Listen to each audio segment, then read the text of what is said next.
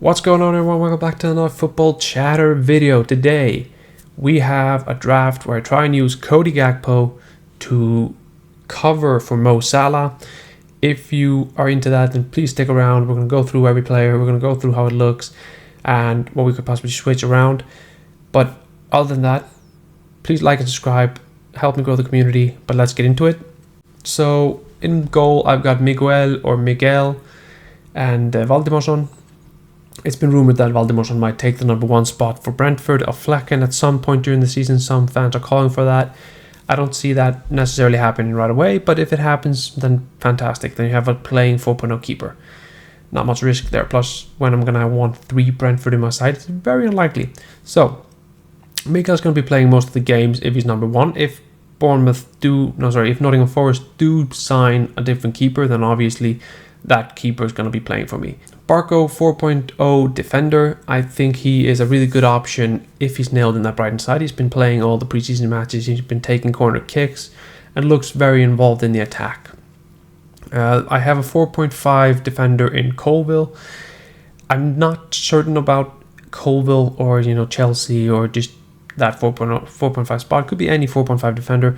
Might even go down to a 4.0 if Barco becomes reliable, because then you just can free up that 0.5, usually elsewhere in the squad.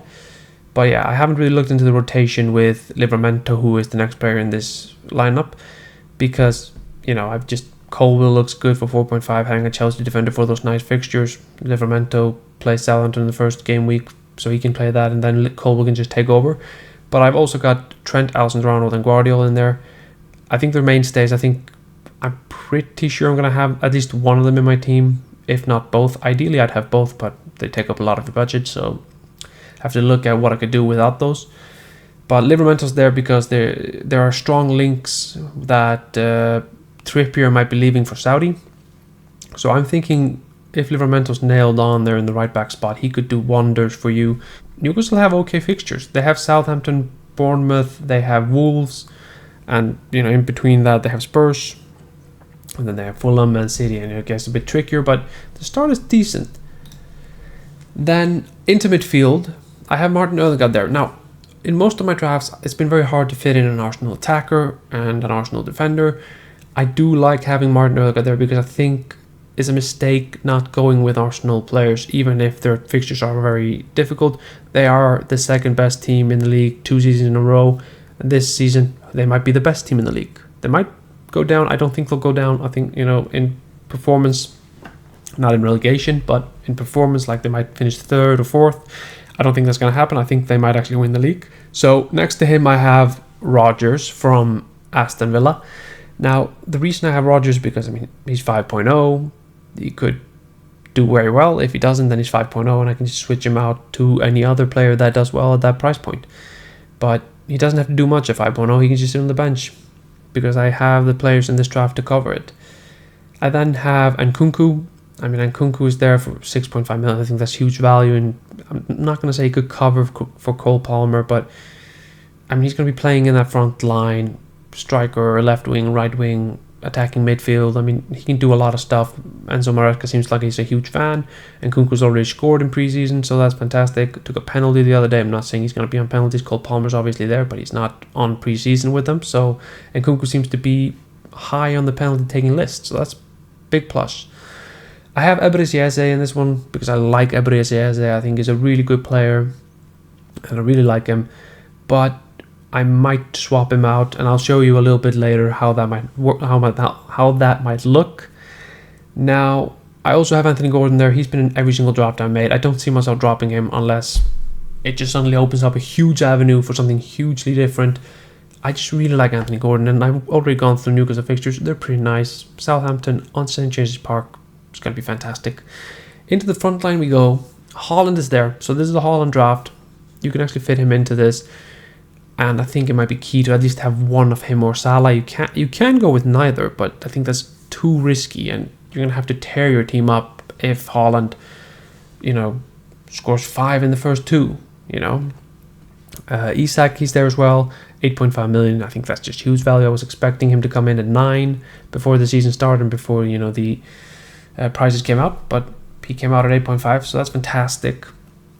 He looked really good last season, and near the end of the season he was in great form. He's just been resting this summer along with Haaland, so those two feel pretty nailed. And in this draft I have a couple of players who have been resting, like Ødegaard's been resting as well. So Gordon was mainly on the bench for England, Eze was mainly on the bench for England, and Kunku, I think he was just injured, so I don't think he was playing at all. And Rodgers, yeah, I mean, it's a lot of these guys have had the summer off and should just go off to a flyer because they'll have a full preseason to prepare. And then finally I have Cody Gakpo, the man of the hour. Cody Gakpo, 7.5 million. I think there is value in having him in your team, mainly because I think he's going to have a good season. I think if anyone can unlock Cody Gakpo, it has to be another Dutch guy. I mean, come on. Cody Gakpo scored 8 goals and 5 assists last season. He's 7.5 million. I think he'll either play left wing or striker for Liverpool. And of course there's rotation risks and stuff like that, but I think he's going to be that guy for Arne Slot. Whether he's going to be in left wing or striker, I think he's going to love to play Cody Gakpo, and I think he's going to be in for a huge season. Now I did promise you guys to show you guys what I was thinking with Eberechi Eze. I'm thinking about Daisy Kamada. He has been looking really decent in preseason according to some Crystal Palace fans. He's been playing in the front three, so technically out of position because, you know, he's left wing, right wing, whatever, so not in the attacking midfield role. And I just think maybe that changes if Eze comes in. Maybe not, maybe he goes more central, but for 5.5 million, could you save that 1.5 from Eze? And in this draft, I mean, you could use that to get an Arsenal defender instead of Colwill, if you want to do that. You could get Saka instead of Ødegaard. You could go Watkins instead of Cody Gakpo. That negates the draft, but still, you could do that. You could try and get Ødegaard up to Salah, dropping Cody Gakpo down to a 5.5. So you could go for like Armstrong in that striking role and Mo Salah instead of Ødegaard in midfield, and then go, you know, probably 4-4-2 most of the time, but you could still play Armstrong in between. I mean, he's a goal scorer, so but I don't like this. Just, you need to find 0.5 as well, so you'd probably have to drop Trent, or, you know, if you drop Trent down to Saliba, you have 1 million there, so you have 0.5 left to upgrade Rodgers or upgrade Armstrong to Muniz from Fulham. I mean, there's stuff you can do with this team to change it to what you like, but I think this is a very decent draft. Probably not one I'm going to go with. I just want to show you guys a little bit. You know, this is just about making videos basically at this point, showing you guys drafts that you can use, and feel free to use this if you want. If you want to try and go for Cody Gakpo, go for it. Yeah, that's basically it. That's the video, but hopefully I'll have another draft idea very soon, maybe another video idea. If you have anything you want to see, then just please drop it in the comments below. Like the video, subscribe to the channel, help us grow, and I'll see you again next time. Thank you for watching. Goodbye.